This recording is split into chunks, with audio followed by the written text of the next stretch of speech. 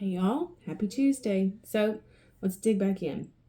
I got we got really deep in that passage in Hebrews last week where God talks about his promise and his oath from Hebrews chapter 6. The whole reason I went to Hebrews 6 was to get to verse 19, and we never did make it. So I want to go over that now as we're moving into the next portion of this verse. So Hebrews 6:19 says, "Now we have this hope as a sure and steadfast anchor of the soul. It cannot slip and it cannot break down under whoever steps out upon it. A hope that reaches farther and enters into the very certainty of the presence within the veil." We have this hope. This hope he's talking about is what we read about last week in the promise and the oath. So verse 18, Hebrews 6:18. "This was so that by two unchangeable things, his promise and his oath, in which it is impossible for God to ever prove false or deceive us." Can we just rest in that for just a moment? Can we meditate and pause and think of that? That it is impossible for God to deceive us. There is no deceit in him. There's no lying in him. There's no trickery in him. So we who have fled to him for refuge might have indwelling strength and strong encouragement to grasp and hold fast to the hope appointed for us and set before us. Now we have this hope, that which is set before us, as a sure and steadfast anchor for our soul. And it's Jesus. It is the Word. And y'all know I love the Amplified Version, but I see the visual of it. I can see the picture as I'm reading the scripture. It says, "This sure and steadfast anchor, it cannot slip and it cannot break down under whoever steps out upon it.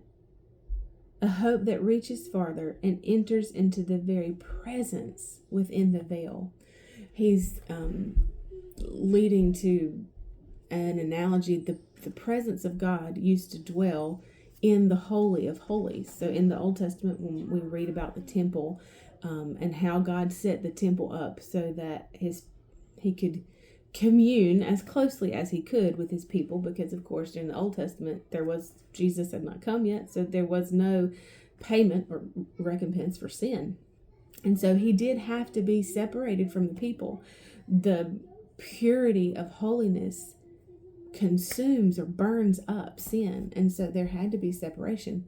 But Jesus takes us. See, this hope reaches farther and enters into the very certainty of the presence within the veil. And so it cannot slip and it cannot break down. It does not matter how much you are going through. It does not matter how heavy or how big those problems that you're dealing with might be. This anchor is strong enough. It is secure enough for you to step out and honestly release some of that tension of holding on and holding on and holding on. Because Matthew 11:28 says, "Are you tired? Are you weary? Come to me." Matthew 11:28. I may have said that backwards, but it's 11:28.